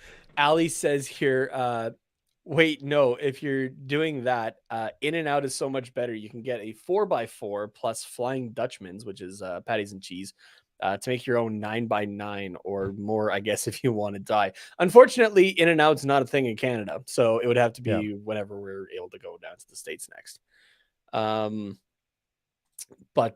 Yeah, so to follow up this, was a stitch by Jordan_the_stallion8, which I think I've shared one of his videos. Yeah, it sounds familiar. Yeah, on here, but yeah, he had to respond to this. So you're gonna hear the first couple of seconds of the video that we had just shared, and then Jordan is gonna come in with his doing this newfangled stitch thing that you were talking about that all the kids are doing. Is that right? Yeah, because he wants to try it. He wanted to try it himself here. There we go. And asked for the biggest burger they had on the menu. So I got curious, right? I saw this and then I went over to the Wendy's that I live near. I said, hey, do you guys have a 9-patty burger? The person at the front didn't know what I was talking about, so she called her manager. Manager comes over. I said, hey, do you guys have a 9-patty burger? The manager looked stunned. He pulls me over to the side, whispers to me, he says, how do you know about the T-Rex burger? I'm like, what's the T-Rex burger? He said the T-Rex burger is a 9-patty burger that Wendy's would sell for $22. However, they stopped doing it officially. But he says that if you go to the right Wendy's, they'll still sell you the burger. And I was like, well, let me get one. He looked at me and said, I don't think you can handle it. He's like, I'm doing you a favor. I'm not going to sell it to you. So now I got to go find a different Wendy's. I'm going to try this burger. That's wild, man. That's absolutely nuts. I want to do this now. I want to do this. We have to do this, Carter. You just want to know if the Wendy's in our town, I guess we have two, if the two Wendy's in our towns sell the T-Rex burger. And if not, ask them to do it, and I want to try to eat this thing. I highly doubt it because the Wendy's in our towns aren't even open past 6 p.m. It's fucking embarrassing. Pull up that clip you opened the show with. It's fucking embarrassing, man. Hate it. I love Wendy's, but the ones in our town suck. Yeah, breakfast isn't late enough. I haven't tried Wendy's breakfast yet. I want to, actually. Yeah, because it's only 11. I don't want greasy, gross breakfast before 11. I want it at dinner time. So, give me all-day breakfast or don't give me breakfast at all. Exactly. Unless you're A&W, then, well, but because the A&W breakfast I would have before then because it's actually really good, but now they have all-day breakfast, so life is good. But yeah. Anyways. Them and the breakfast burritos from McDonald's. Those have to be on the all-day breakfast menu. They're only offered until 11. Yeah. I love those burritos. They're so damn good. Seriously, I would actually stop eating like McDoubles except for coming home from like a night out kind of thing. I would stop eating like burgers and whatnot from McDonald's if they had those burritos all day. I love those things. Those are good. Right. I don't eat breakfast food normally. Just because I miss breakfast, I'll just normally eat around lunch. That's when I get hungry. Mm-hmm. But I love breakfast food alone. So I need that option, please. Yeah. Ronarchy says, I know his name says Ronnie, but it's Ronarchy. Says triple Big Mac. That sounds awesome. It was good. It was in the moment. Yeah. And then Ali, that sounds horrendous. Yeah. Ali says, rip TQR pod, death by burger. Died too soon, but probably the best considering how the Ducks are playing. Facts. Yeah. Oh yeah. Roniki also asked, what should we eat for an Edmonton game? I've been trying to think of it. Ali, what did she say here? Running to eat for an Edmonton game, rice cereal and water. Bland, I'm assuming, like McDavid's personality. That's a good one. Yeah, Edmonton is not that exciting of a place that they have their own food culture. I think they have a lot of pizza joints, I guess. Actually, they have a pretty large Asian population. So maybe some sort of Asian cuisine. Yeah. But yeah, I'm not cultured enough to know. I don't know. Just go with Ali's. Just the rice cereal and water. Yeah. Throw in maybe some rusty nails for Draisaitl there and his just German stoicness, I guess. Not stoicness. What's the word? You know what I'm trying to say? Kinda. I can't think of the word either. Yeah. I don't know. It's too late. We've been at this for 2 hours, so Yeah. and it was just a long and hard week with, all these goals against. It's only Wednesday. And it's only Wednesday. Still 2 more to go this week. Jeez. So yeah, we will be back on Monday for another episode of the Quack Report. Maybe we'll have a goal to talk about. If we do, then maybe we'll just make that the only focal point. That's how low we the bar scored a is goal. set. Holy shit. Just one goal. That's all we want. Please, Anaheim. Over 2 games. I don't care if it's the nicest goal Trevor Zegras has scored in his young career, or if it's a goal that goes off of Sam Carrick's ass. I just want a goal to talk about. Please. Somebody give us, yes. Yeah. Please, goals. Please. Ali, we will determine when we'll do a watch along before next episode, and we'll let you know. Yeah. So, okay, Nate, if people want to give you their final words and condolences before you attempt the T-Rex burger, where can they do that at? You can do that on Twitter at Tatenhomas, TATENHOMAS. And if you want to tell me how much the Oilers suck, just to help you feel better before this game against the Oilers. You can do it in the comments right now. You still got time. you can do that. And if you miss your chance, at Carter_Potts, POTTS_97 on Twitter. At Quack Report Pod is where you can follow the show on Twitter, Instagram, Twitch, and YouTube. Thank you guys very much for listening. And please, God, give us a goal.